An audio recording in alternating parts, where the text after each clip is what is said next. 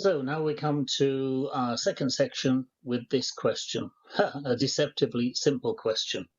Why stories?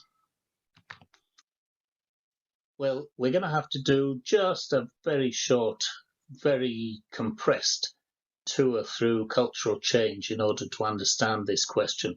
I love this Chinese proverb: those who don't know the village they've come from will never find the village they are looking for.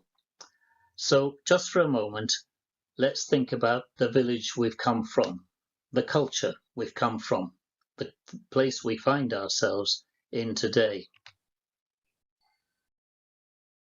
Well, we find ourselves in a culture that is changing very, very rapidly and unpredictably. And that's where we find ourselves today.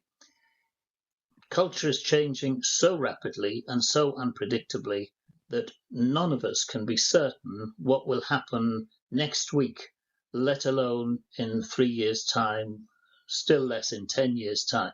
I mean, think back to where you were 10 years ago and what you thought the world was like and life would be like. And if you've kept a journal through that time or a diary, I would guarantee that if you go through it, you'll discover that virtually none of your expectations in terms of the big picture of culture, maybe as distinct from your own personal lives, has come to be anything remotely like what any of us imagined it would be. So all talk of where we're going is very much of the moment. So what I'm going to say now is of this moment. But actually, this is the world that pretty much everybody who's here tonight will have grown up in, I think, dominated by this slogan, Latin slogan, cogito ergo sum, simply meaning I am thinking, therefore I am, going way back to the 17th century with Rene Descartes, who was one of the great philosophers, ideologues of the European Enlightenment. Now, that has had a profound impact on how we think about ourselves and our own whole educational process, as well as the ways in which our churches are structured and what we think mission and ministry might be supposed to look like. There are three things that we can say for certain has come out of that period of history and that way of looking at things. The first one is rationalism, which roughly says, well, the only things worth knowing about are things that you can think about, which has placed a huge amount of effort into and a huge amount of emphasis on what goes on in our heads. It's made us think that the most important things are intellectual things that can be written down in books, that it's about thinking in a particular kind of way. And of course, our entire educational system is set up to reward people who are like this and to downgrade people who are more intuitive, reflective, artistic, shall we say. But hey, we're just looking as to where we've been at the moment. Rationalism, and then materialism. Alongside this is the conviction that really the only things worth thinking about are what you can feel, touch, see, and handle. And so we've been through what many people would describe as a very unspiritual time in Western culture for perhaps the last 300 years, really, if not a bit longer. A time when things that were numinous, mystical, things that you couldn't quite put your finger on and you certainly couldn't analyze in a laboratory were devalued. In fact, their very existence was denied. And then the third strand is this, what I've called reductionism here. The notion that these things that are worth knowing about and thinking about, you understand them best when you take them all to pieces. Now, many of you are readers, I suspect, of biblical commentaries, for example.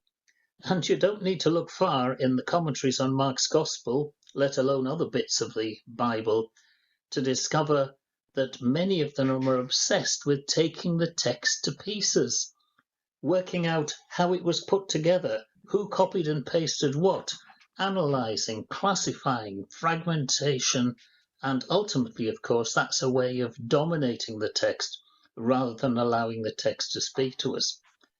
These three things, rationalism, materialism, and reductionism, have had a profound impact on the mission of the church, particularly in the last 40 years, I would say, as culture has moved significantly away from this way of understanding the world and indeed understanding human nature. You can see the problem, can't you? Because this is what that way of thinking insists that we do with the Bible. We've got a text here, which in the case of the Bible is a book of stories, effectively. I know there are bits and pieces that are not stories, but predominantly the Bible is a book of stories, one way and another, certainly narratives. And of course, we've said to ourselves, they are no use for actually distilling what we need to know. So we need to take the text and somehow or another ask, well, what's really behind it? What are the principles we can extract from it? Which tend to be isolated philosophical notions that we can then apply to, well, in a pastoral context, often the problems of life, which also are stories, by the way.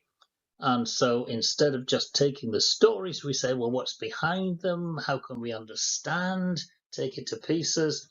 And then we try to put together the principles from the text with the cause and effect, the reasons and so on that we discover in life to come up with solutions and explanations. And in the meantime, you can see where we are, can't you? Out on a limb, totally disconnected from this process. It's not impacting who I am if I use the Bible or if I use the Gospel of Mark in this particular case in that sort of way. It's not speaking to me, it's speaking to somebody else. And I have determined what the lessons will be, just as I've probably determined what the reasons for somebody's problems, if not my own problems, actually are as well. Well, here's a statement that was made towards the end of the 19th century. A church which is married to the spirit of its age will be a widow in the next. And whilst there are many reasons for the struggles that churches are faced with at the present moment, this undoubtedly is one of them, and it might easily be the most important of them. So why have I put this in here, and why am I saying this in the context of thinking about Mark's Gospel? Well, for these reasons, here are three reasons that we need to ask, where do we go now? Because we live in post-Christendom, for a start. So when we speak, we no longer have a privileged position. We need to earn the right for our voices to be heard. Otherwise, they will not be heard.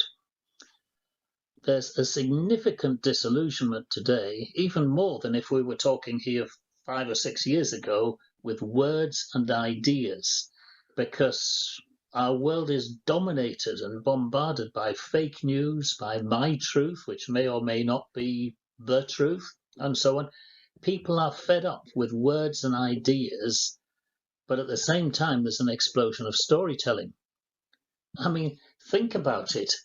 Whenever you go onto any of these social media sites that are listed down the side here, you are telling a story or you're listening to somebody else's story. I mean, that's what you put on Facebook, isn't it? When you make a video, that's what you put on YouTube. Or at least if you don't, then you get nobody watching your YouTube video. TikTok is totally people's personal stories. Movies, the same. Who would believe that in this world, the movie has just suddenly blossomed and we have so many films? They're not all good, they're not all wonderful stories, and they're not all great productions, technically speaking, but we are absorbing and we're embracing storytelling through so many different routes. Not just these kinds of prominent public ones on public media and so on, but in many local contexts we're finding, or we did find before COVID anyway, and I imagine it'll go back to this, local groups of people revising and revitalizing the ancient storytelling traditions of their cultures, listening to traditional stories, telling new stories. So if you and I were to reflect on how do we learn whatever it is we think we know about the world in which we live, it is predominantly today through storytelling, hearing stories, telling stories, sharing stories. People even advertise things by telling stories. You watch any advert on a TV program, for example, or indeed on social media, and they're full of telling stories. That's how things are sold to us, the stories of other people who have used whatever it is. Well, it goes back at least for 30 years, this concern with stories.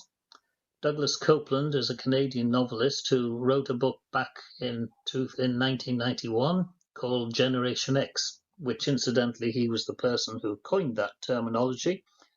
And in that book, which is the story of three friends who get so fed up with the corporate life, the kind of whirlwind life in which they're trapped, that they decide to up sticks and go out into the middle of nowhere in the Arizona desert.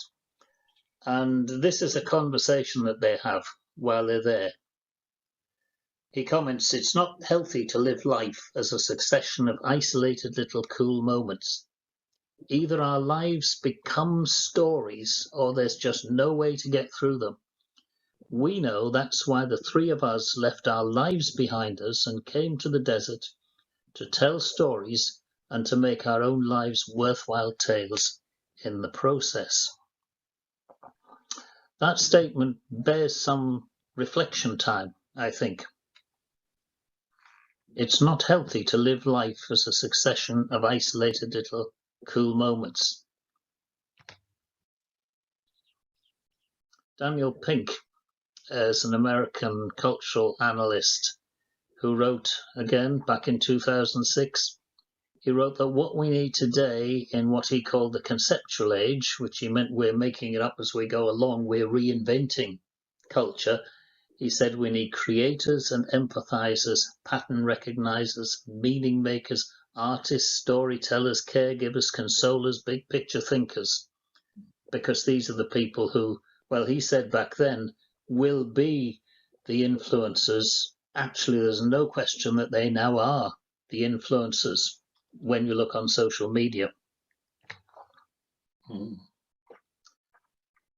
M.D. Chenu, who was a monk of the predominantly the early 20th century, wrote or said, "The greatest tragedy in theology in the past 3 centuries has been the divorce of the theologian from the poet, the dancer, the musician, the painter, the dramatist, the actress, and the movie maker." I don't think that needs any further comment, does it?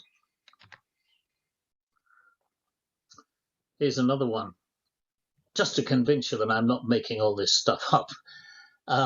William Bosch, who's written a lot on storytelling and Christian faith, writes this in one of his books: "Propositions are statements on a page. Stories are events in a life. Doctrine is the material of texts. Story is the stuff of life. Theology is a second-hand reflection of the Christ event. Story is the unspeakable event's first voice." Well, why should we care about any of this stuff? After all, aren't Christians supposed to be countercultural, you might say? Well, I guess we should care about it because actually we're called, sure, to challenge the culture, but we're also called to communicate faith within our culture. And when we live in a cultural situation that has moved significantly away from text-based to multimedia and digital culture, that's where we need to be. There's also a matter of communication, that different people learn in different ways, and predominantly today's people are learning through stories, whether it's movie stories, whether it's social media, whether it's our personal stories, whatever. But it's also a gospel issue. Because faith, as Jesus said, is a holistic thing. I mean, this is what Jesus said, Mark chapter 12. Love the Lord your God, and notice the order as well, with your heart, your soul, your mind, and your strength. And if the only one of those that really counts in our communication of the gospel is the mind, then not only are we missing 75% of what Jesus said, but we're also, because different cultural contexts over different generations have focused on different things, we're also missing out on effective communication of the good news of Jesus Christ to the people of today's generation. I don't want to say there's anything wrong with thinking, incidentally.